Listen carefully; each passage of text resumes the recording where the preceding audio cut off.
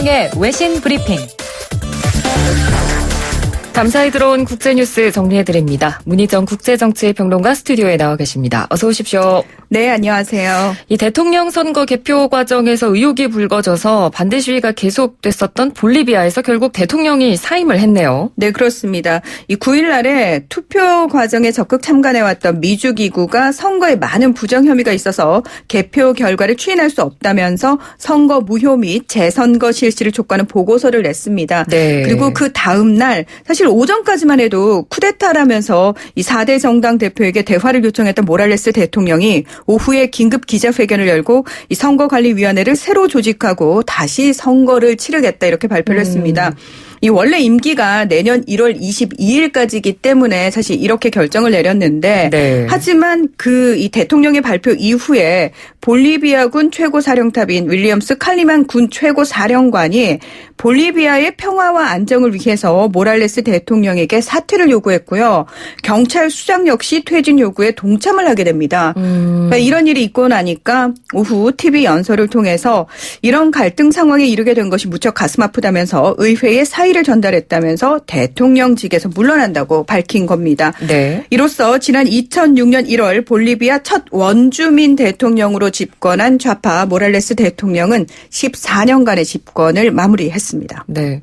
이런 상황이다 보니까 대선을 치르고 지금까지 굉장히 내부적으로 혼란스러웠겠어요. 네, 맞습니다. 이 지난달 20일 대선이 치러졌는데 그러니까 1차 투표 결과 에보 모랄레스 현 대통령이 47.07%를 득표해서 36.51%에 그친 카를로스 메사 후보를 10%포인트 넘게 따돌림으로써 결선 투표 없이 4선 당선을 확정 지은 상태였습니다. 네. 근데 문제는 이 개표가 83% 완료된 상태에서 볼리비아 최고선거재판소가 명확한 이유 없이 개표를 갑자기 중단을 합니다.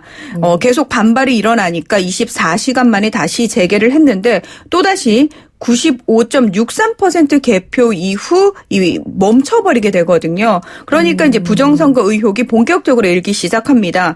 이 반대 진영이 시작한 시위가 전국적으로 확산이 되고 대통령 퇴진 운동으로 격화가 된 건데요. 그러니까 시위대가 이 대통령의 입장만 대변한다면서 볼리비아 국영방송사인 볼리비아 TV와 또 라디오인 파트리아 누에바 사무실을 점거하고 방송 송출까지 중단시킬 정도로 급박하게 돌아가게 됩니다. 네. 그러자 9일 이 대통령궁 경호경찰을 비롯해서 주요 도시 경찰들마저도 모랄레스 대통령 지지를 철회한다고 밝히고 시위대에 합류하게 되고요. 이때 이 윌리엄스 칼리만 장군도 볼리비아 헌법은 군이 자국 시민들과의 대치하는 것을 금하고 있다면서 대통령의 군 개입 요청을 거부하고 중립을 표명하게 됩니다. 모랄레스 대통령이 점점 궁지로 몰리니까 결국은 10일 날 오후에 대통령직에서 물러난 거죠. 사실 이번에 모랄레스 대통령이 집권에 성공을 했다면 4선 연임을 하게 되는 건데 그렇죠. 이 과정 자체가 또 논란의 소지가 있었다고 하더라고요. 네, 맞습니다. 원래 볼리비아 공화국에서 2009년 2월에 볼리비아 다민족 국으로 국명이 변경됩니다.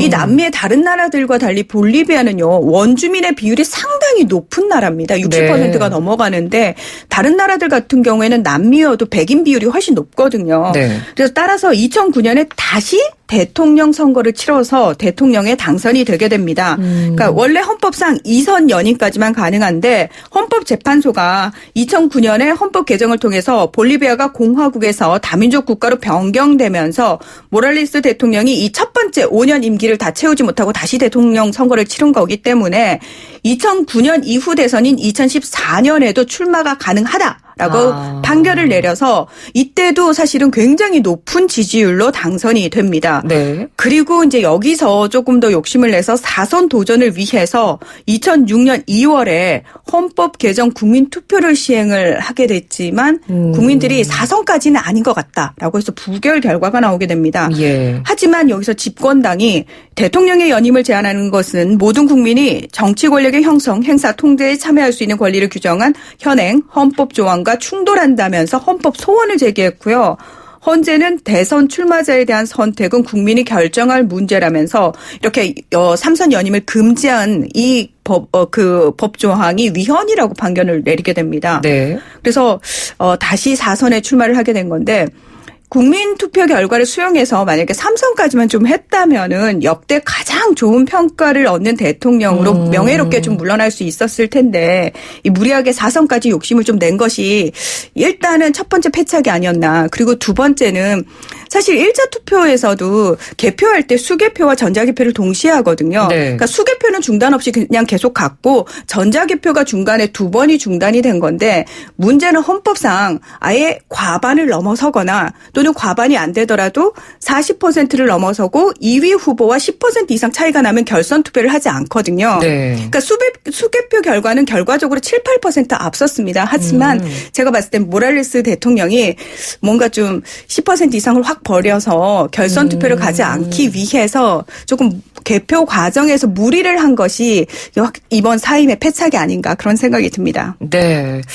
알겠습니다. 첫 번째로 저희 이 볼리비아 이야기 해봤고 다음에는 스페인으로 넘어가 보겠습니다. 역시 선거 이야기고 올해만 벌써 두 번째 총선을 스페인이 치렀습니다. 그리고 4년 새 네 번째입니다. 네. 이번에는 그러면 과반을 차지한 정당이 나왔나요? 아니요. 또 안 나왔나요? 네. 이게 지금 굉장히 심각한데요. 네. 2015년 12월과 이듬해인 2016년 6월 총선에서 스페인 국민당이 모두 제1당에 올랐습니다. 하지만 과반 의석 확보에 실패하면서 무정부 상태가 한동안 이어지다가 지난 4월 총선에서 이번에는 사회당이 제1당이 되거든요. 네. 근데 역시 과반이 안 돼서 야권을 상대로 이 오랜 기간 정부 구성 협상을 벌이다가 실패해서 결국 현지 시각으로 10일 또다시 총선 실시가 됐습니다. 아직 이제 개표가 끝나지 않은 상황인데요. 네. 이 중도좌파 성향의 사회노동당은 제1당 지위는 유지하겠지만 이번에도 이 과반 의석 확보에는 실패할 것으로 예측이 되고 있는데 투표 종료 직후 발표된 사전 의향 여론조사 결과에서는 사회당이 이 과반 의석인 176석에 크게 못 미치는 것은 물론이고 지난 4월 총선에서 얻은 123석에 비해서도 의석이 줄어들 것으로 예상이 돼서 혼란은 당분간 계속될 것으로 전망이 됩니다. 네, 개표 결과가 나오면 저희가 또 이 시간을 통해서 다시 자세한 소식을 전해드리도록 하겠습니다.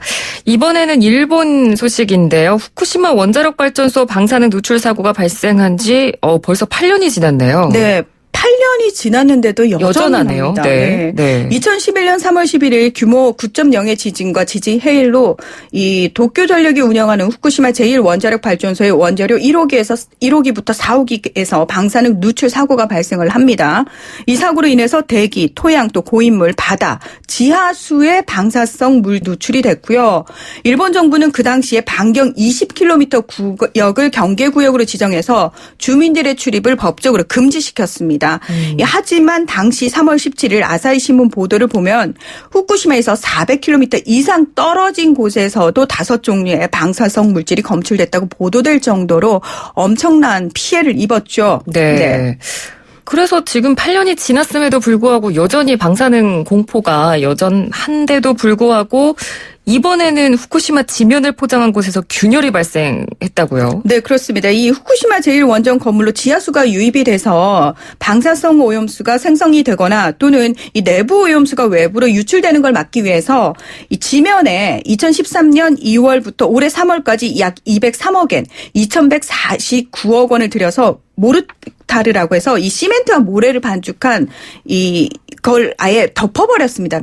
지면 자체, 땅 위 자체를. 네. 근데 어제 요미우리 신문이 우리의 감사 원격인 일본의 회계검사원 조사에서 41군데 균열을 찾아냈다라고 얘기를 했고 네. 이 틈 사이로 심지어 잡초 등이 자랄 뿐만 아니라 폭 5cm, 길이 10cm의 비교적 큰 균열도 한 군데 발견을 했다라는 내용이 나온 겁니다.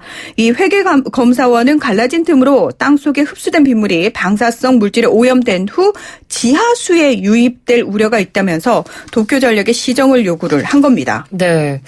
도쿄전력의 이런 대처가 미흡하다는 비판이 아직까지도 이렇게 많이 나오고 있고 그래서 공포감도 여전한 건데 네. 도대체 왜 그러면 이게 균열이 발생을 한 건가요? 그러니까 이게 단기간에 시공이 돼서 사실 습도나 온도 변화에 취약함에도 제대로 관리를 하지 않은 거라고 볼 수 있는데요. 네. 사실 도쿄전력은 보수관리 방침을 통해서 이 잡초가 생길 정도의 균열을 막기 위해서 예방 보전을 검토토록 규정은 하고 있지만 현장 작업원이 사용하는 점검 기준 방침에는 이런 내용이 전혀 반영돼 있지 않은 걸로 밝혀졌습니다. 이 도쿄전력 측은 이 페이싱의 유지 관리가 적절하게 이루어지지 않았던 것은 유감이라면서 5월부터 보수 공사를 하고 있다고는 밝히고 있지만 워낙 이 도쿄전력 측이 사후 대처 능력이 미흡하다, 성의가 없다라는 지적이 많기 때문에 이 부분도 믿을 수가 없습니다. 네, 그렇군요. 자, 이번에는 남미의 브라질로 가보겠습니다. 지난 8일에 룰라 전 대통령이 석방이 됐다고요. 네, 그렇습니다. 2017년 7월 12일 재임 시절에 건설업체로부터 뇌물성 주택을 취득하고 국영석유업체인 페트로브라스의 인사 개입 등의 혐의로 기소가 됐고요. 2017년 1심에서 9년 6개월, 지난해 2심에서 12년 1개월의 징역형이 각각 선고돼서 브라질 남부 쿠리치바 연방경찰서에 수감이 된 상태였습니다. 네. 그리고 지난 7일에 브라질 연방대법원이요, 피고인은 유죄가 최종 확정돼 수감되기 전까지 모든 상소 절차를 보장받아야 한다는 원칙적 취지에서 룰라 전 대통령의 석방을 찬성 6표 대 반대 5표로 결정을 하게 됩니다. 그리고 그 다음날 바로 이제 석방이 된 건데요. 네. 이 룰라 대통령이 계속 구금돼 있는 동안 세계적 석학이자 비판적 지식인인 노암 촘스키를 비롯해서 세계 유명 인사들이 룰라 대통령의 무죄를 주장하면서 석방을 단언하기도 했었습니다. 네. 뭐 룰라 대통령 하면 어떤 인물인지 자세히 모르시는 분들도 그래도 이름은 많이 들어봤을 정도로 네. 굉장히 뭐 유명한 분이죠. 그렇습니다. 세상에서 가장 인기 많은 대통령. 이 사실상 브라질 하면 떠오르는 가장 유명한 것이 바로 제가 봤을 때는 이 룰라 대통령인 것 같아요. 그러니까 이름이 원래는 루이스 이나시우 룰라 다 시우바 라고 하는데요. 2003년부터 2010년까지 대통령으로 재임을 했습니다. 이분이 한 얘기 중에 가장 유명한 얘기가 왜 부자들을 돕는 것은 투자라고 하고 가난한 이들을 돕는 것은 비용이라고만 말하는가. 정확한데요? 그렇죠. 네. 자, 이분이 또 실시했던 굉장히 유명한 정책이 있습니다. 볼사 파밀리아라고요. 대대적으로 빈곤층에게 생활보조금을 지원하는 정책인데 단 조건이 있습니다. 아이를 반드시 학교에 보내야 됩니다.